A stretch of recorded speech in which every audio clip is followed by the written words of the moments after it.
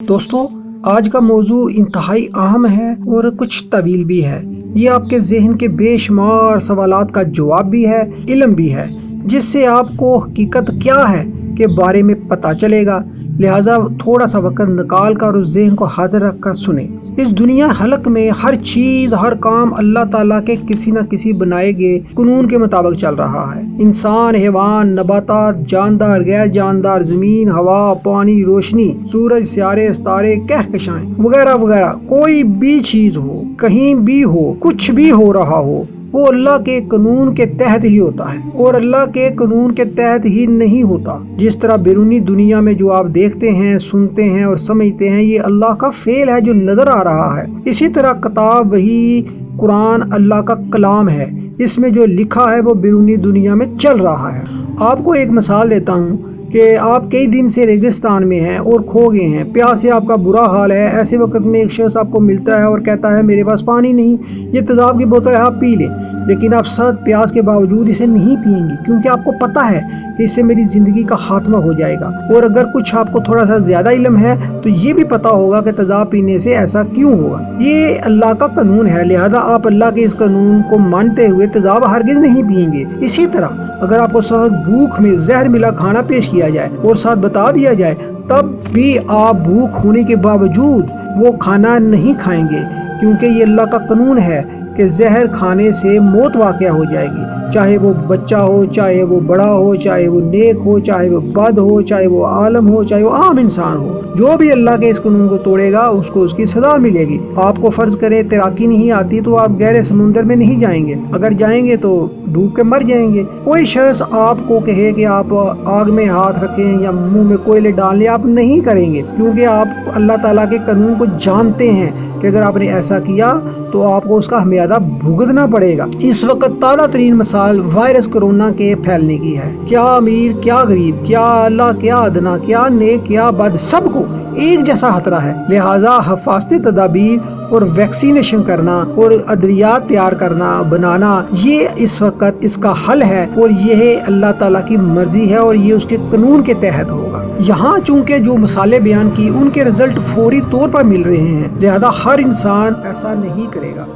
اسے ان قوانین پر مکمل یقین ہے، ایمان ہے۔ اس لحاظ سے کائنات کی ہر چیز اور تمام انسان اللہ کے مسلم ہیں، یعنی وہ اللہ کے ان قوانین پر ایمان کی وجہ سے ایسا کام نہیں کریں گے۔ اور اگر مزید علم سے کام لے کر وہی تیزاب اور زہر کو کچھ مراحل سے گزار کر ادویاتی شکل میں لے آئیں تو یہی تکلیف دہ، موت میں مبتلا کرنے والی چیزیں بیماریوں میں شفا بن جائیں گی، زندگی کا پیغام بن جائیں گی۔ یہی آگ آپ کی مطیع ہو کر آپ کے بے شمار کام کرے گی۔ یہی سمندر جو موت دے رہا ہے کشتیاں اور جہاز بنانے کی وجہ سے آپ کا ہمدرد دوست بن جائے گا۔ جو اللہ کی مرضی ہے، رضا ہے، ان قدرتی چیزوں، کائناتی چیزوں، اپنے جسم کے اندر اور باہر کے نظاموں کو جان کر آپ اللہ کے قانون کے تحت کام کر کے فوری اچھا رزلٹ لے رہے ہیں۔ یہ اچھے رزلٹ ہی اللہ کی رضا ہیں، اللہ کی مرضی ہیں۔ اب انسان کی زندگی، معاشرتی، معاشی، عدالتی، خاندانی، کچھ بھی ہو، وہاں ادرس آئیں۔ وہاں چونکہ انسان کو اختیار اور اقتدار اللہ تعالیٰ نے دے دیا ہے، چنانچہ وہاں جو کام ہے ان کے رزلٹ فوری طور پر نہیں نکلتے، بلکہ اس کے لیے ایک مدت متعین ہوتی ہے جس کے بعد ہی وہ نتیجہ نکلے گا۔ اس لیے اس میدان میں انسان سرکشی کرتا ہے، اپنی مرضی کرتا ہے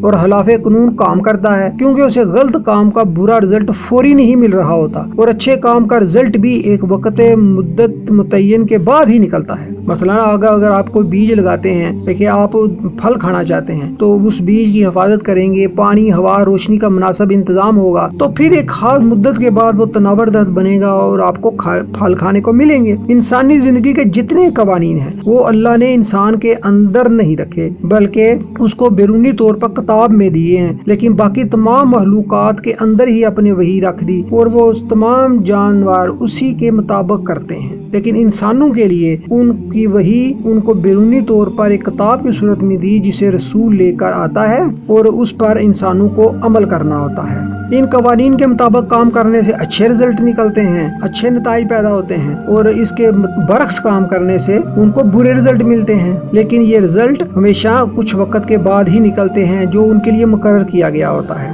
اور اس کا ایک فائدہ یہ بھی ہے کہ جب انسان کوئی برا کام کر بیٹھتا ہے تو جو اس کو مدت دی گئی ہے درمیان میں اس میں وہ اس کا صحیح بھی کر سکتا ہے، اور اگر اس نے پہلے صحیح کی ہے تو وہ اس کو غلط بھی کر سکتا ہے۔ لہٰذا اللہ کے قانون کے مطابق کام کرنے سے اچھے رزلٹ ملنا اللہ کی رضا ہے، اللہ کی مرضی ہے، اور برے کام کے برے رزلٹ ملنا اللہ کی ناخوشی ہے۔ یہ تمام قوانین، اصول و ضوابط آخری وحی الہی میں محفوظ دے دیے گئے ہیں۔ اب جن کو ان پر ایمان ہے وہ اس کے مطابق زندگی ترتیب دیں، اور جو لوگ جو قومیں اللہ کی رضا کے مطابق کام کریں گی وہ اچھے رزلٹ لیں گی، اور اس کے خلاف نظام بنا کر زندگی گزارنے والی قومیں، جماعتیں، گروہ برے رزلٹ یعنی اللہ کی ناخوشی کا شکار ہوں گی، اور ان سب کا پتہ ان نتائج سے ہی چلے گا۔ خاص بات یہ ہے کہ انسان میں زندگی جسمانی موت کے ساتھ ختم نہیں ہو رہی، بلکہ موت کے بعد بھی کسی شکل میں جاری رہتی ہے۔ اس لیے دنیا میں اچھے یا برے اعمال کے رزلٹ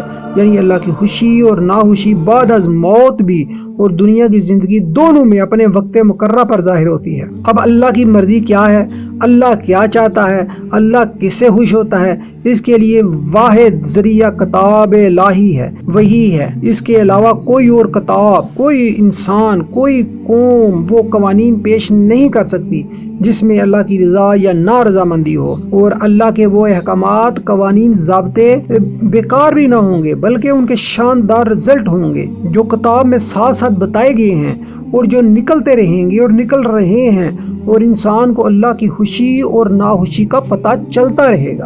اب آپ کو کچھ نہ کچھ پتہ چل گیا ہوگا کہ اللہ کی مرضی کیا ہے اور اللہ کی مرضی کیا نہیں ہے، لہٰذا اب پریشان ہونا چھوڑ دیں، گھبرائیں مت، اس کتاب کو پکڑیں، جانیں، سمجھیں، اور خالق نے جو قوانین دیے ہیں اس کے مطابق کرتے جائیں۔ جہاں خاص بات یہ ہے کہ یہ کائناتی قوانین تو سب مان رہے ہیں اور اس کے مطابق کام کر رہے ہیں اور ان سے کام لے رہے ہیں اور تسخیر کائنات بھی کر رہے ہیں، لیکن انسانی زندگی میں جو قوانین اور ضابطے اللہ نے دے رکھے ہیں ان کو ماننے میں اس کو مسئلہ پیش آ رہا ہے۔ انسان اکیلا تو رہ نہیں سکتا، وہ ہمیشہ گروہوں میں، معاشرے کی صورت میں، قبیلے کی صورت میں، خاندان کی صورت میں، اقوام کی صورت میں زندہ رہتا ہے، لہٰذا وہاں یہ قوانین ہمیشہ نظاموں کی صورت اختیار کر جاتے ہیں جو سب لوگوں پر لاگو ہوتے ہیں، لہٰذا نظام اللہ کی رضا کے مطابق بنائیں اور انعامات پر انعامات پاتے چلے جائیں۔ اب آپ کو پتہ چل جانے کے بعد اور سمجھ آنے کے بعد کہ آپ انسان اللہ کے لیے اکٹھے ہو جائیں اور ہمارے معاشرے میں جو جو غلط ہے اسے صحیح کرنے کا راستہ ڈھونڈیں۔ یہ کام انفرادی نہیں، اجتماعی ہے،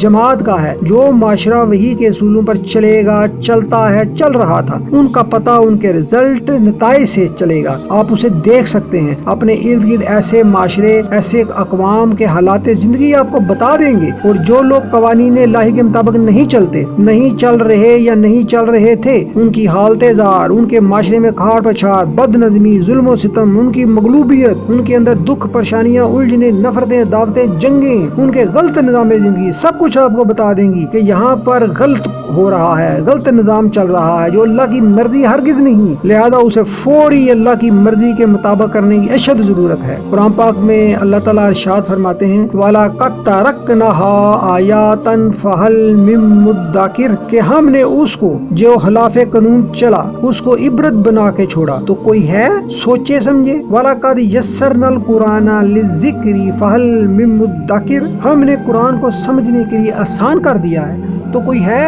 جو سوچے سمجھے۔